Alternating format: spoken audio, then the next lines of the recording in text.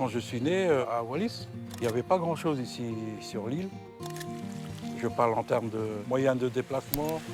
À l'époque, il y a 40 ans, chaque petit foyer avait ses chevaux. Maintenant, c'est chacun a une grosse 4x4. Mais quand ta voiture elle est cassée, où est-ce qu'elle va?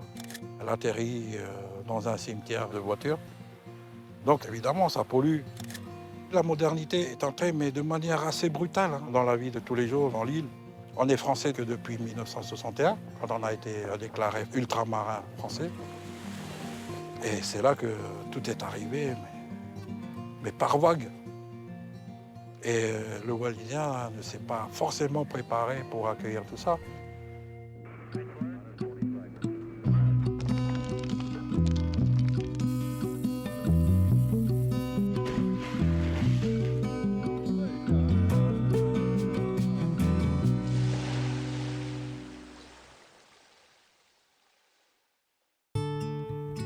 Léoné Vaitanoa est le témoin de l'évolution des îles de Wallis et Futuna. Quand il naît en 1977, les véhicules à moteur sont quasi inexistants sur le territoire. Quelques décennies plus tard, ils sont devenus omniprésents, au point d'avoir bouleversé les modes de vie. Léoné a soigneusement documenté cette mutation et son impact sur l'environnement. Un travail nécessaire pour ne pas oublier ses racines et éveiller les consciences des nouvelles générations. Pendant mon enfance, tout le monde se déplaçait à cheval. Le premier cheval est arrivé ici grâce aux missionnaires. C'était un cadeau pour avoir implanté la religion catholique ici contre les protestants qui commençaient à arriver par les Samoa et par Tonga. Et à partir de là, le cheval a fait son entrée dans la vie wallisienne. Et moi, j'avais mon propre cheval. Il s'appelait Fonfance. C'était vraiment mon compagnon. C'était comme mon chien ou mon chat. On avait nos chevaux pour nos tâches quotidiennes, soit pour aller à la plantation pour ramener des tubercules et des fruits, soit pour aller planter et entretenir son champ. Pour pouvoir nous encourager et nous motiver à aller aux plantations, c'était vraiment le cheval, quoi. On savait qu'on allait à cheval et puis on se retrouvait entre nous là-bas derrière l'île à faire les fous. Pour aller au champ, à l'époque, je montais mon cheval et en guise de selle, je coupe une centaine de feuilles de bananier pour pouvoir vraiment être à l'aise sur le dos du cheval. Le petit inconvénient, c'est qu'il fallait vraiment serrer les cuisses pour pouvoir rester sur le dos du cheval parce que les feuilles de bananier, c'est glissant. Pendant une demi-heure, voire une heure, il fallait se tenir comme ça. Et c'était la selle wallisienne. Donc je pouvais le monter n'importe où et je participais même aux courses du 14 juillet avec le cheval. C'était un événement à ne surtout pas rater. Il y avait des courses de vélo, des courses de pirogue traditionnelles. Il y avait plein de choses qui étaient organisées pour marquer cette fête du 14 juillet. Moi, ce que je préparais, c'était les courses de chevaux. C'était des courses qui étaient organisées en bord de mer. C'était là où se passaient les fous rires, mais tout. Il y avait même des familles qui étaient réputées pour avoir des chevaux très rapides. C'est dire à quel point le cheval, à l'époque, c'était vraiment important.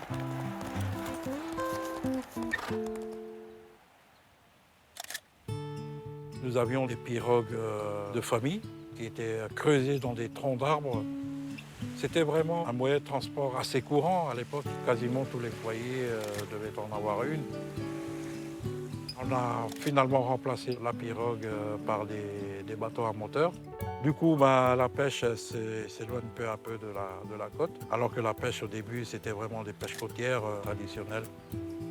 Ce qui est bien, parce que là, on se rend compte que notre lagon s'appauvrit un peu plus, avec le réchauffement climatique, la montée des eaux, les coraux qui commencent à blanchir. Et il y a eu aussi une surpêche. Donc là, les différentes autorités essaient d'inviter les pêcheurs actuels à sortir du lagon et à aller faire de la pêche haute mer.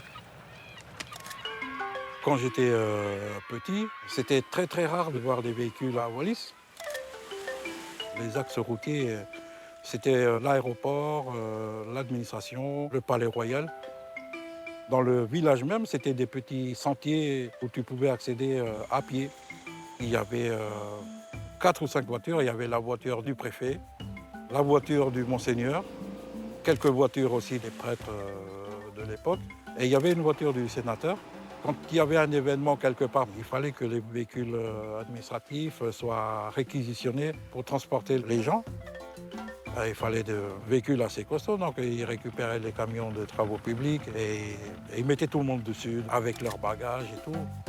Et il fallait surtout pas rater le retour parce que tu faisais le retour à pied. La toute première voiture de particulier qu'on a eue ici à Wallis, c'était celle de mon grand-père. Tous les dimanches, on allait se balader pour dispatcher la cousinade dans les différents internats. Donc on s'entassait derrière dans la benne, on allait comme ça à 2 à l'heure faire le tour. On commençait toujours par le sud. On déposait les grands cousins à l'internat de Malatolid. C'était l'école primaire par excellence. Je me rappelle même que je devais aller à Malatolid et j'ai refusé exprès. Parce que si je me faisais déposer dès le début du trajet, je ne pouvais pas profiter du reste de la boucle. Du coup, je suis resté et j'ai fait partie des cousins qui ont profité de cette petite balade entièrement.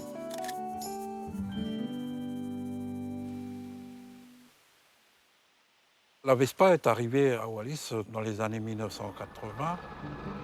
C'était vraiment le véhicule adapté à l'époque au petit chemin de Wallis.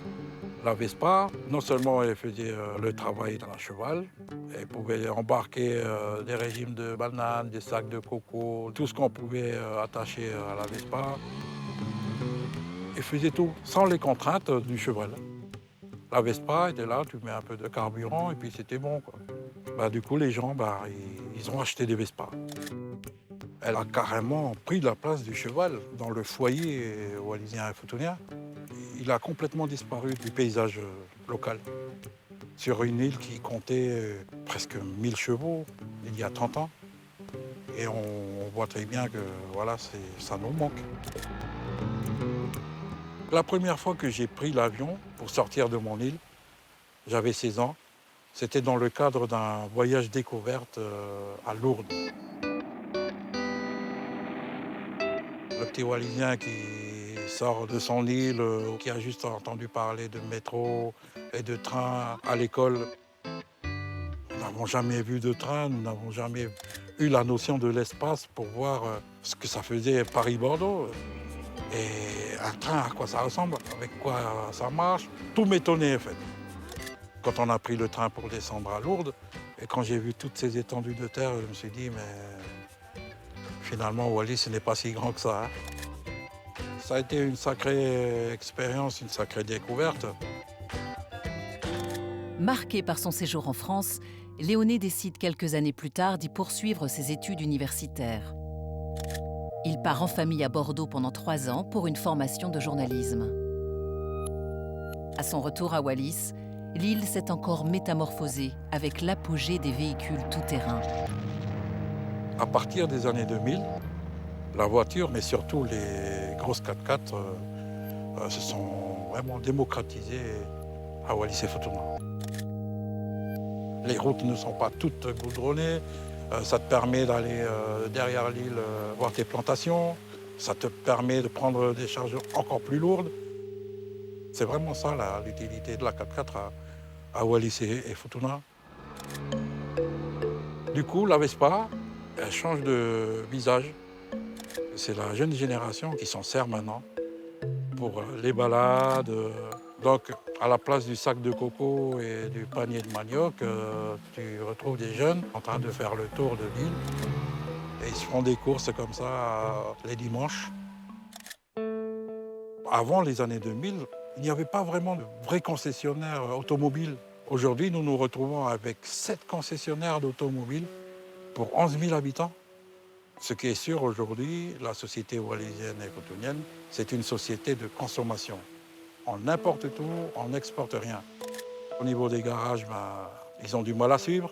Ta voiture, elle tombe en panne ici, il faut que tu penses déjà à t'en racheter une autre.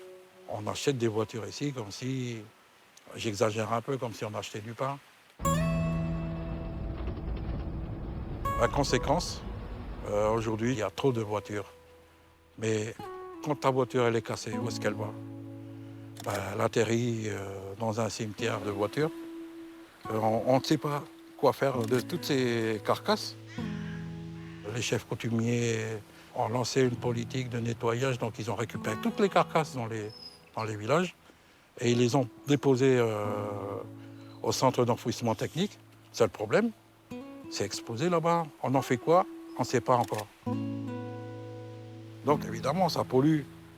Il y a encore des restants d'huile, il y a des batteries qui traînent dedans parce qu'on n'a pas fait le tri quand on les a balancées dans le cimetière. C'est sûr que ça comporte un risque de pollution pour toute l'île, surtout quand on sait que nous, on dépend de notre nappe phréatique.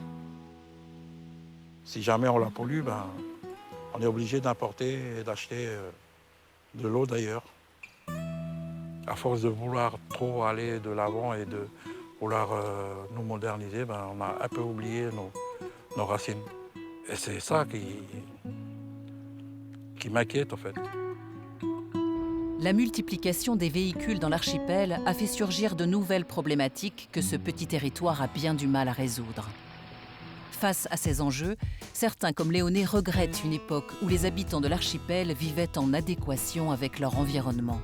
On se rend compte que, effectivement, en quelques décennies, le mode de vie a complètement changé. On n'a pas été préparé, on ne s'est pas assez préparé pour accueillir tout ça. Il y a beaucoup de nostalgie, parce qu'il y a des choses que j'ai vécues, que j'aurais aimé partager avec ma fille surtout, que je ne peux pas partager aujourd'hui. C'est sûr, on a gagné beaucoup de choses, mais je sais qu'il y a une part de notre histoire qui est en train d'être oubliée. Ce sont des valeurs qu'il faut qu'on garde et qu'on transmette surtout, pour que les générations qui vont prendre la suite sachent ce qu'ont vécu leurs parents, leurs grands-parents. Je sais que l'homme a besoin de s'enraciner quelque part et nos racines, elles sont là. Quand on ne nourrit pas ces racines-là, et surtout quand on n'en prend pas soin, l'arbre, il meurt.